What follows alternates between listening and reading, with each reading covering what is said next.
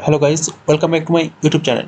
So আজকে আমি তোমাদের সাথে কথা বলবো জিলেট 2026 তোমাদের রেজাল্ট কখন আসবে, রেজাল্ট কবে আউট হবে।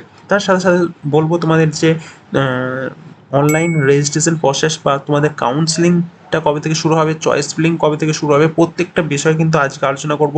এই ইম্পর্ট্যান্ট ডেটসটা তোমাদেরকে সাথে কিন্তু আজকে শেয়ার করব, ওকে।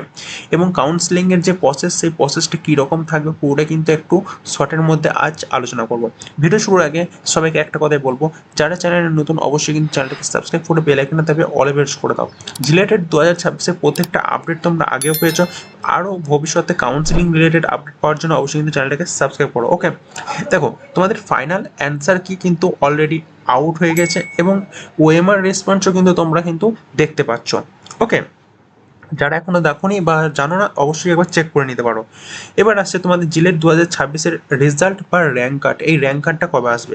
তোমাদের জিলেট 2000 যে র্যাঙ্ক কার্ড, সেটা কিন্তু জুলাই মাসেই আউট হচ্ছে। জুলাইয়ের একদম লাস্টের দিকে তোমাদের কিন্তু এই রেজাল্ট বা র্যাঙ্ক কার্ড কিন্তু তোমরা দেখতে পাবে। জুলাই মাসের 3rd উইক এবং 4th উইকের মধ্যে কিন্তু তোমরা দেখতে পাবে, অর্থাৎ 20 থেকে 25 তারিখ, 20 থেকে 30 তারিখের মধ্যে কিন্তু তোমরা এর যে রেজাল্ট সেটা কিন্তু তোমরা দেখতে পাবে, ওকে। তারপরে কিন্তু তোমাদের যে অনলাইন কাউন্সিলিং, সেটা কিন্তু আগস্ট মাসের 1st উইক থেকে কিন্তু শুরু হয়ে যেতে পারে। এবং এই যে কাউন্সিলিংয়ের সময় কিন্তু তোমাদেরকে ফার্স্টে কিন্তু তোমাদের রেজিস্ট্রেশন করতে হবে, ওকে। এই রেজিস্ট্রেশন প্রসেসের পর কিন্তু তোমাদেরকে চয়েস ফিলিং করতে হবে। তারপর চয়েস ফিলিং হয়ে গেলে চয়েসটাকে লক করতে হবে। লকের পর কিন্তু তোমাদের যে রাউন্ড 1-এর সিট অ্যালটেড যে রেজাল্ট, সেই রেজাল্ট কিন্তু আউট হবে, ওকে। আশা করছি বোঝাতে পেরেছি। এবার তোমাদের সাথে কথা বলবো জিলেট 2026 তোমাদের কাউন্সিলিং প্রসেসটা কীরকম হবে।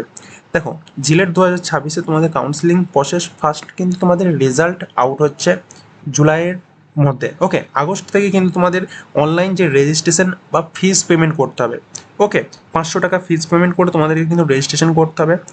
তারপরে কিন্তু তোমাদের চয়েস ফিলিং করতে হবে এবং চয়েস ফিলিংয়ের পর কিন্তু ওটাকে চয়েস লক করতে হবে। ওটাকে আমরা বলি চয়েস লকিং। চয়েস লকিং হয়ে গেলে কিন্তু আর কিছু করার দরকার নেই। তোমাদের যে সিট অ্যালটমেন্ট রেজাল্ট অর্থাৎ রাউন্ড 1-এর রেজাল্ট কিন্তু আসবে। টোটাল 3টে রাউন্ড হবে, ওকে।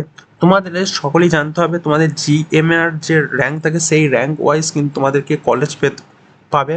তারপর কিন্তু সিট অ্যাকসেপ্টেড এবং ফিজিক্যাল ভেরিফিকেশন করতে হবে 5,000 টাকা দিয়ে। এই প্রসেসটা কিন্তু থাকছে। এবং যে সমস্ত স্টুডেন্টরা তোমরা ফার্স্ট রাউন্ডে তোমাদের সিট অ্যালট হলো না বা কলেজ পেলে না, তোমরা কিন্তু সেকেন্ড রাউন্ডেও সেম প্রসেসে পার্টিসিপেট করতে পারবে। এবং সেকেন্ড রাউন্ডেও যাদের না হবে, তাদের কিন্তু last chance mop up round. এই মপ আপ রাউন্ড পর্যন্ত তোমাদের যদি কলেজ না হয়, তখন তোমরা কোনো প্রাইভেট কলেজের দিকে কিন্তু যেতে পারো। এবং যে সমস্ত স্টুডেন্টরা প্রাইভেট কলেজের জন্য দেখছো, অন দ্য স্ক্রিন যে নাম্বারটা শো করছে, যে কোনো ওয়েস্ট বেঙ্গলের যে কোনো কলেজ, সেটা হেরিটেজ হতে পারে, হলদিয়া হতে পারে, নারলা হতে পারে, টেকনো হতে পারে, বা যে কোনো কলেজ, অ্যাডমিশন নেওয়ার জন্য এক্ষুনি যোগাযোগ করো, ওকে। Thanks for watching. দেখা হচ্ছে পরের ভিডিও।